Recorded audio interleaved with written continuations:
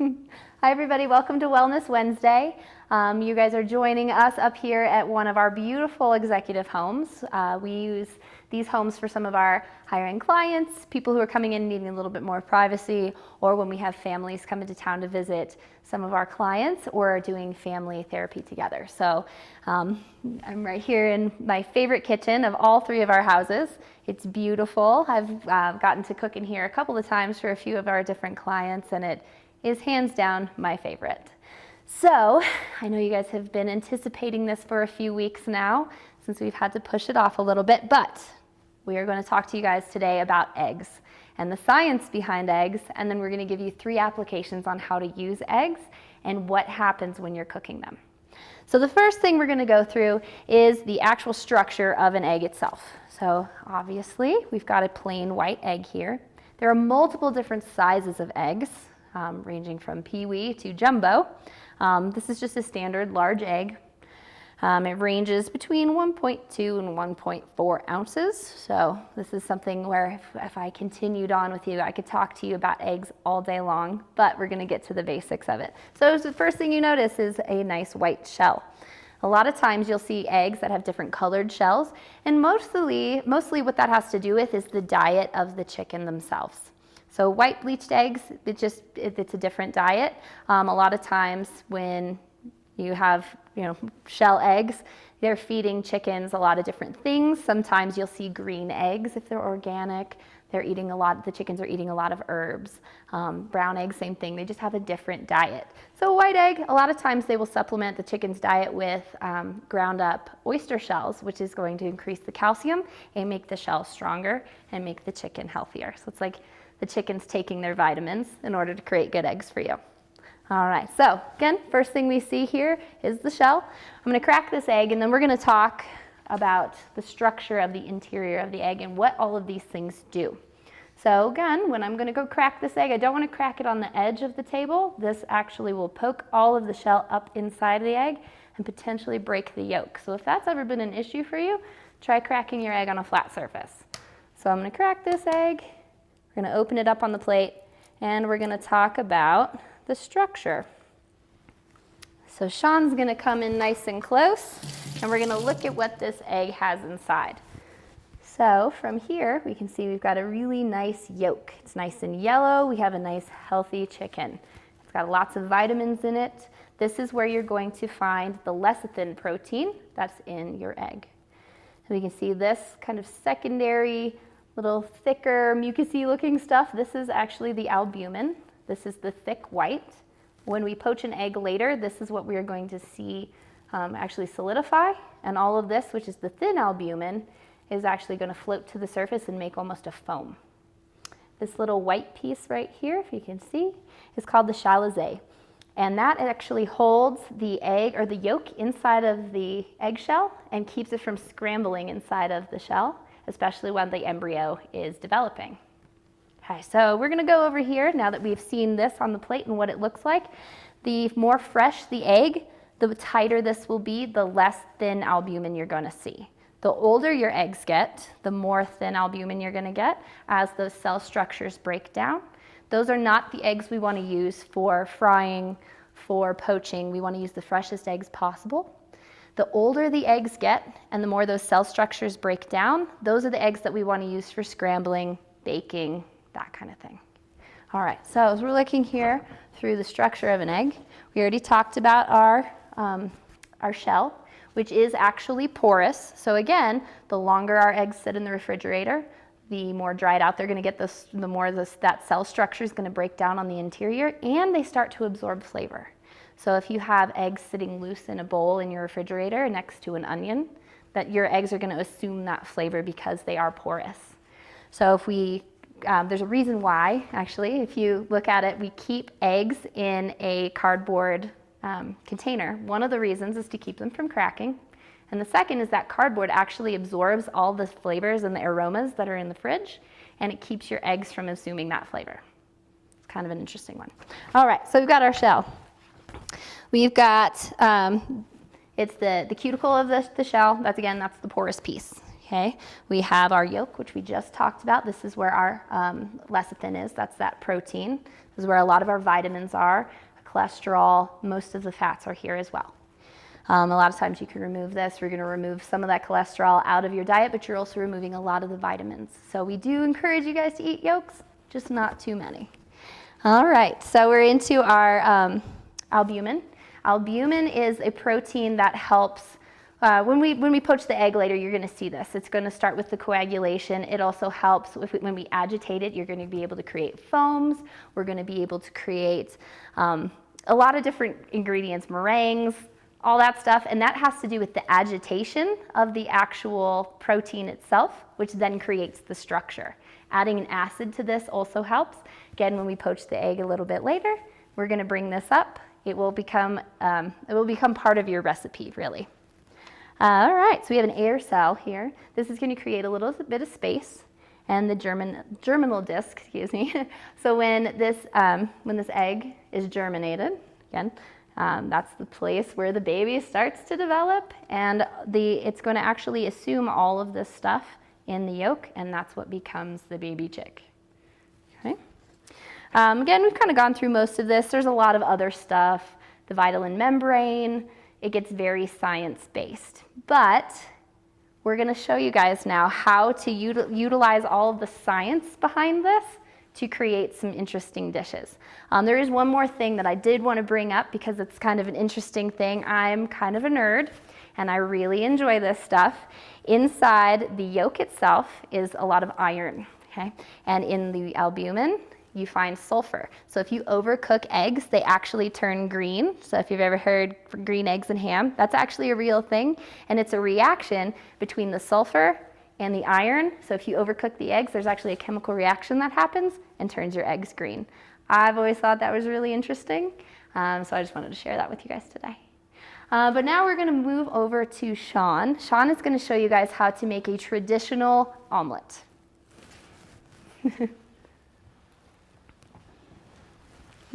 Hello, everyone. Sorry, we're doing a little switcheroo here in our kitchen. So today we're going to make a traditional French omelet. Traditional French omelet is plain, just egg. It's more about technique than a recipe. So when you're making a French omelet, there's a couple things you need to think about. First, one is the type of pan you use. So we're looking for first a non-stick pan. Second, you're looking for a pan that has a nice little curved edge to it. You don't want something that's got a sharp edge in there. That's going to make it a little bit harder to get your fold. Next, the size of the pan. So the size of the pan also matters. You're looking for about 3 to 3.5 inches of pan for every egg you want to cook in your omelet. So pan this size, we're going to do a 2-egg omelet. If you're looking for a 3-egg omelet, you're looking for a 9 to 10 inch size pan. It allows the egg to scramble properly, cook fast enough so you don't create too much of a crust and browning on the egg, and you still have the creamy texture in the center. And at the same time, you don't want too small of a pan so then it just puffs up and you don't have any of the correct texture. So there's a few things we want to talk about first. Egg temperature. So these have been kept out at room temperature. We brought them up. You want to have room temperature or slightly warmed eggs when you start making your omelet. This once again will help the egg cook at a speed that it needs to, so it's not trying to create a crust and leave the inside too raw. So way to do that, you could take this, run a bowl, or put them in a bowl, hot water. You're looking for not scalding hot. We're not wanting to cook the eggs. We're just wanting to bring them up to temperature. So we have that going there. Grab 2 other eggs. But that's all you have to do, and after about 5 minutes, they'll be at a temperature where you can cook them properly. So moving on from that, we have cracking the eggs. So we already went on from don't crack it on the edge, crack it on a flat surface.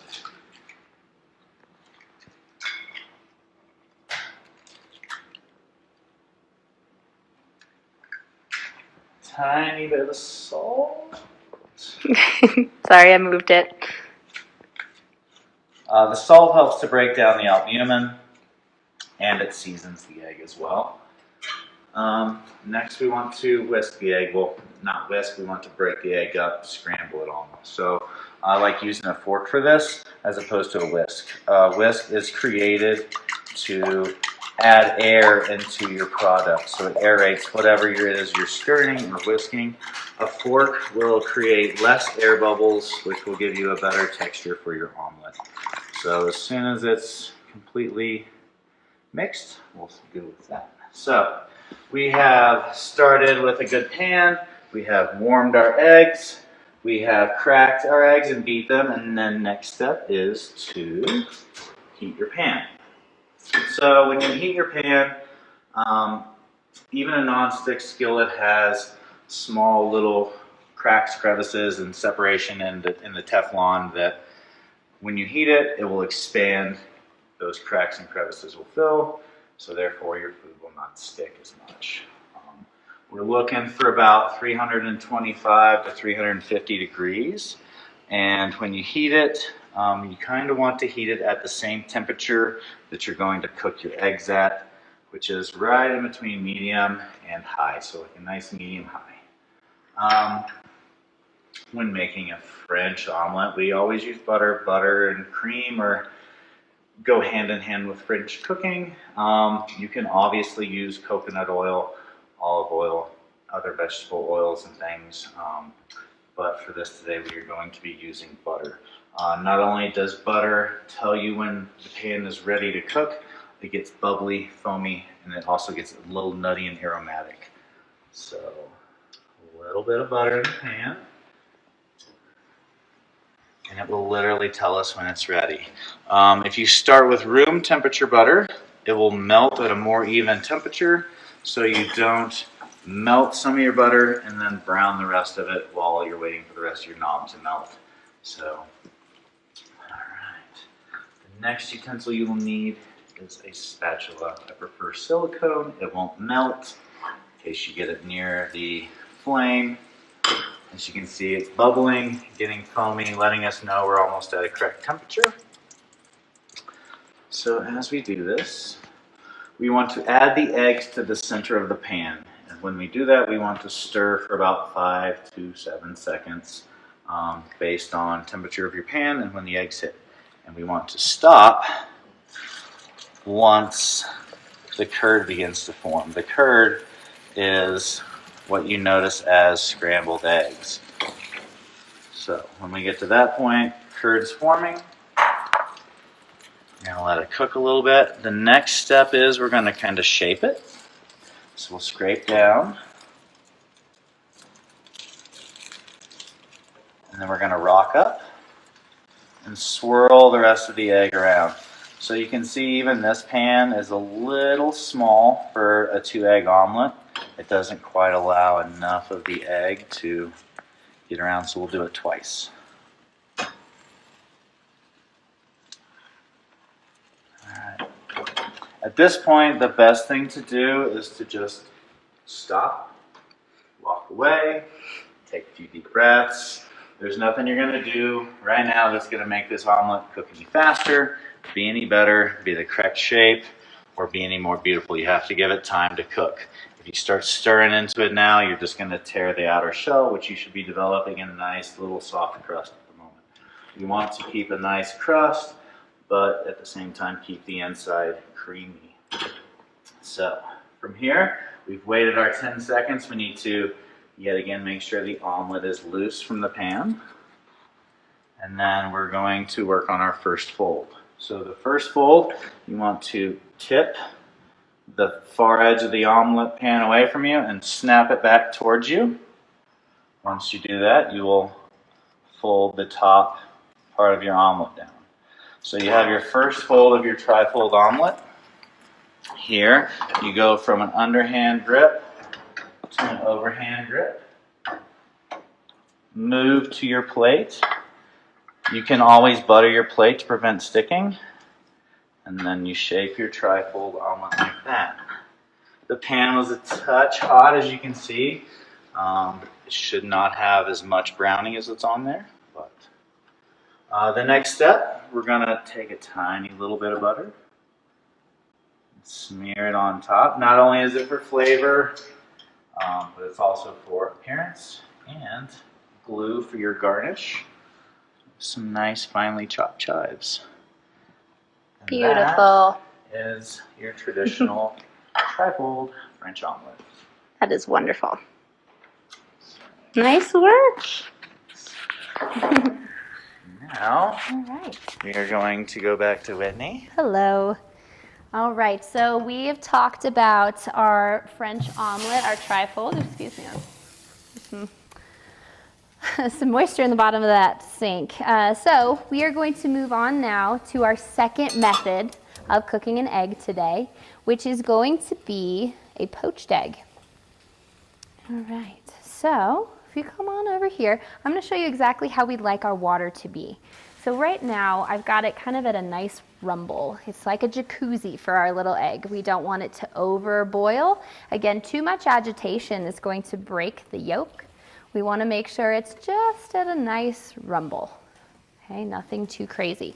Now, because of those albumins, acid and albumin works well together. So what this is going to help me do, especially if my eggs aren't fresh, it's going to give me an advantage here. So I'm going to add a little bit of vinegar to my water, which is going to allow the proteins, those albumins, to coagulate a little bit faster and a little bit more efficiently once I've added my egg to it. So I'm going to add a little bit of acid here. Again, you can use vinegar, you can use lemon juice. I personally like flavored vinegars for this purpose. Like a tarragon vinegar is actually really lovely. It'll add a little bit of flavor. A plain white vinegar is going to go kind of unnoticed, so if you don't want to add a lot of flavor to it, that's a good option as well. All right, so I'm going to actually use this egg that I cracked earlier that's sitting on this plate right here. This is going to help me and go into the pan. So again, we don't want to waste any food. We have this ready for us. I'm going to let this come back up to temperature because I did add something to my pot. So it is going to cool off a little bit. I want that to come back up before I add my egg. I'm going to grab my whisk, which I'm going to be using a little bit here, and this is what's called the vortex method. There are many, many different ways to make a poached egg. This happens to just be one of them. Okay, so I've got my vinegar in the water. It's lightly salted to give us a little bit of flavor and to help, get it up to temperature a little bit faster. So now I'm going to start by creating a little vortex, a little tornado in my pot. Okay, so once I get a lot of movement here, what's going to happen is I'm going to place my egg slightly right in the middle of that, and it's going to take all of that loose albumin, it's going to take all of that loose albumin and bring it up to the top so that I don't have a unpleasant looking egg. So once I've got this moving a little bit, I'm actually going to transfer my egg into something that's going to be a little bit more efficient. So give me 1 second, please.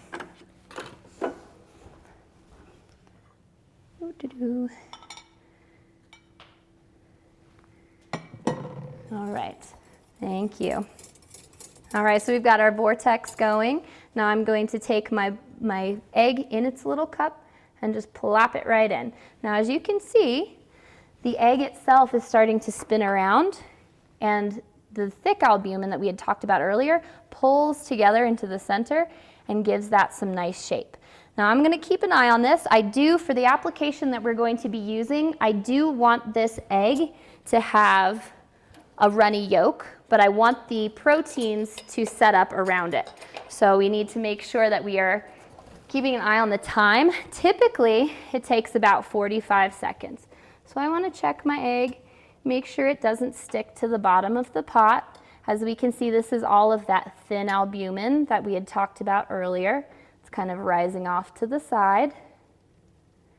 The thick albumin has set up, it's coagulated, and it's given a nice little casing for my yolk, which is now going to cook for about 45 seconds to a minute, depending on how cooked I want my yolk. All right, and for me, I don't know about you guys, we're gonna be making an eggs Benedict. I like a really runny yolk for this application. So we're gonna check it. I'm gonna pull it up. Oh, I lost a little bit of my albumin there. Whoop, stay, stay, stay. All right, I'm gonna give it a couple more seconds, and then we're gonna start talking about the next application of egg, which is actually hollandaise sauce. So right now we're focusing on the white, we're focusing on the albumin to do its job. The next piece we're going to be focusing on our lecithin to do its job. So again, two different applications. We have talked to you guys in the past about what happens with emulsifications. So we've done 2 cold emulsifications with you guys before when we're making salad dressings. Today we're actually going to be working with a hot emulsification. Now, hollandaise sauce, I'm just going to continue to let this cook for a little teeny bit while we talk about what's coming up. There are 2 different ways to make a hollandaise sauce. One of them is with clarified butter, where we cook the butter down, remove all the milk solids, and all we're using is the actual fat itself. And today I'm actually going to teach you a more stable way to make hollandaise sauce, which is actually a cold emulsification on a hot sauce, which is kind of neat, but it creates a really stable product. All right, I'm going to pull this egg now. It's got its nice casing. I've got a little bit of that thin albumin left in the pot. See how it foamed up and it's kind of left behind? So I'm going to set this off to the side. And while I'm doing my hollandaise sauce, that's going to just sit there for a moment. Now, there's a couple of different things we can do here. I can shock this in cold water if I would like to hold them. So if I'm doing a brunch or something like that and I need to make 10 eggs Benedicts, I can do 10 of those, hold them in a cold bowl of ice water in my refrigerator, and right before the application and right before I plate these up, I can warm them back up in a warm water bath, and it's going to keep them all consistent and they're not going to overcook. Because I'm going right into the next thing, I'm going to let those stay right there, and we're going to assemble our hollandaise sauce and then assemble our eggs Benedict. So what I'm going to do is I'm going to use this pot that we had just poached our egg in. I'm going to get rid of this foamy egg white. And this is actually going to become my bain marie for my hollandaise sauce. So what I'm going to do, so I'm going to use 2 eggs, 2 egg yolks, and I'm going to remove the white. I'm just going to shake it off into the sink. All I'm going to be using for this are the egg yolks.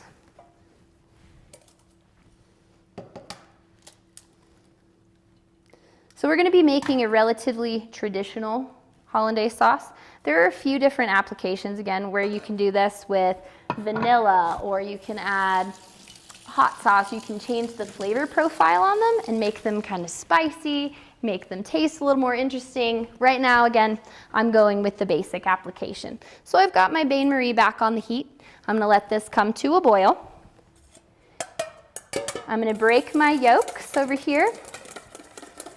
I've got 2 yolks, and I'm going to add some acid to these. Now I've got a lemon here. I'm going to make sure that no seeds end up in there. I ended up with a really seedy lemon, as you can see. I'm going to try to remove as much of that as possible.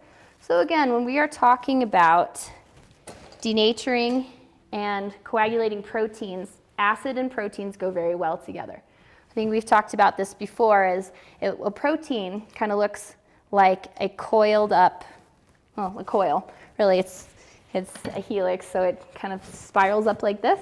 When I add acid or I agitate it, what's happening is that coil is unraveling. That's called denaturing.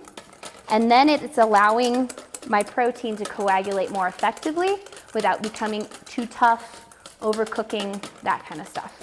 So again, I'm going very, very basic on my hollandaise sauce today. So I'm going to add a little bit of salt. I'm going to add my acid, and then I'm going to the heat. So I'm going to get this going. See how it's already starting to change its color? That's the acid doing its job. So I'm going to go 10 seconds on heat. And I need to keep it moving the entire time, because if my bowl gets too hot, I'm going to cook the egg, curdle it, and then my sauce is ruined. Then I'm going 10 seconds off. Something also to keep in mind is when you're looking at your pot and you're looking at your flame, you never want the flame to come around the bottom of the pot, That's going to cook the bowl, and that's going to actually cook the product inside the bowl, and again, curdle my eggs. Back on, 10 seconds.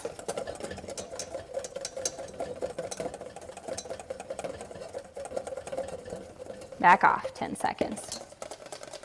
So you can see it's starting to thicken up. This is the eggs telling me that the proteins are starting to coagulate and it's ready to start to emulsify. So like I told you guys before, we are going to be doing a cold emulsion. So I have not clarified my butter yet, or I haven't clarified my butter at all. I'm going to turn my heat off on my pot, set it off to the side, and this is what I'm going to go back to allow my butter to melt. So I'm going to take just a little bit of butter at a time, just one small pat at a time, into my pot, back on the heat. And if you've ever made a beurre blanc sauce, it's the same kind of emulsification process. If you notice that your butter and your eggs are having a hard time emulsifying, a pinch of sugar actually stabilizes the proteins better and your sauce will not break. So as we can see, it takes a little time, but I want to keep this moving as much as I can.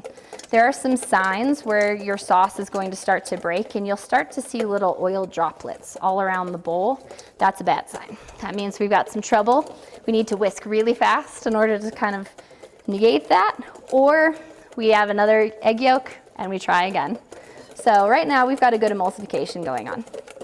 Nice and thick, butter's melting in there. I'm gonna add another pat. I've got some butter right here. I'm just gonna throw in there. And we do just a little bit at a time until it has emulsified and melted in, and then we go for the next piece. So that's melting in nicely. It's nice and warm over my bain-marie. A little more butter. And each egg is able to hold about 2 ounces of butter. So when we're talking about an emulsification and when I'm making an amount of sauce, I need to know every 2 ounces of butter, I need an egg yolk and about a teaspoon of lemon juice. Grab my butter, a little bit more. And again, what we're looking for in a sauce is thick and shiny. And if we start seeing those oil droplets, we've got a problem. And you can actually fix a hollandaise sauce. So if you remember when we had our egg yolks in the bowl with the acid at the beginning, if I broke this sauce right now, if it just fell apart on me, separated into a chunky scrambled egg mess, I can set this off to the side, grab 2 more egg yolks, a little bit of acid, start the process over, and re-emulsify my broken sauce into my new egg yolks, and I will have fixed the problem. So if you break it, don't worry about it. You can try again. It's never over in food. You can always do something with what you've made. So again, nice, pretty, shiny sauce. I'm going to go for 1 more pat of butter here. But as you can see, it's nice and light, nice and shiny. We don't have too many issues. And once this has emulsified in, then I'm going to season it and make sure it tastes the way I want it to. So I'm going to add a little bit of cayenne pepper, a little salt, little pepper. If you feel like being adventurous, a drop of vanilla actually makes it really amazing. It enhances the lemon flavor. It kind of opens up some different aromatics that you wouldn't realize that are in there. It's almost ready. And then we can assemble. So Shawn's going to show you our plate over there, what we have going so far. We are going to be assembling an eggs Benedict with smoked salmon and asparagus.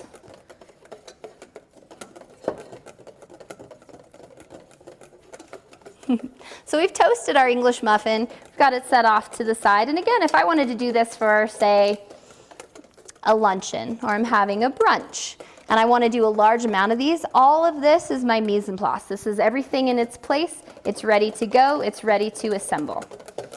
All right, my hollandaise sauce is almost finished. 1 last little nugget of butter in there.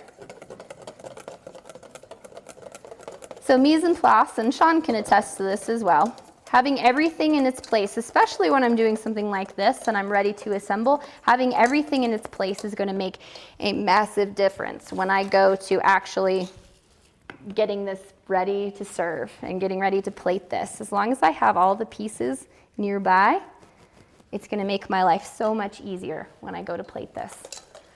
So I've got my nice beautiful hollandaise, nice and light, nice and shiny, nice and thick. It's not dribbly, there's not little oil spots all over the place. I have my poached egg that I worked with earlier. So what I'm going to do now, I'm going to take some of my smoked salmon here, assemble this on top.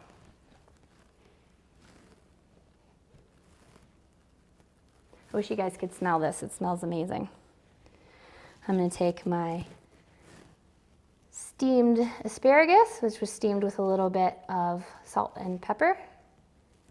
I want it to have still a little bit of crunch to it. I want it to be al dente. My beautiful poached egg, that's nice and soft still.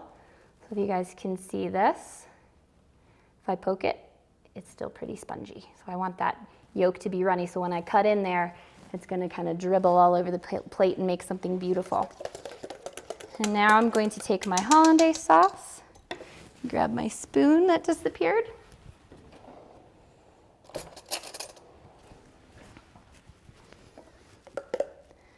Again, it's nice and thick and beautiful. Drizzle it over the top. Again, probably not the healthiest, but when we're talking about French cooking, it's okay.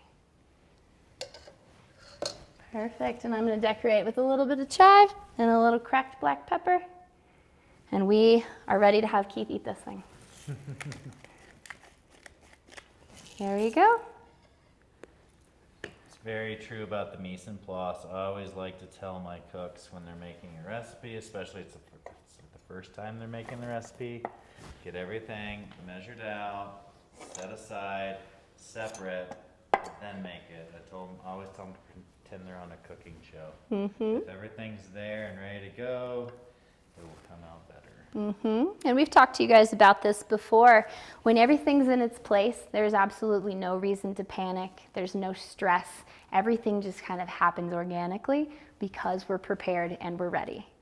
If we're not, we're running all over the kitchen looking for everything. As you can see, I had everything ready and done, and it took me no more than 15 seconds to plate that dish. And there was no stress, no sweat, no tears. Everything was easy. All right, so I hope you guys really enjoyed learning about eggs today.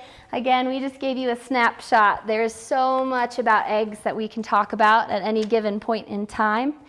But we always finish, again, with our quick fire word challenge. And we are blessed enough to have Keith with us today. He does all of our amazing stuff. I'm sure you've seen his name, seen him running all of our amazing content that we use. So he is going to be put on the spot today. We are going to give him 5 words.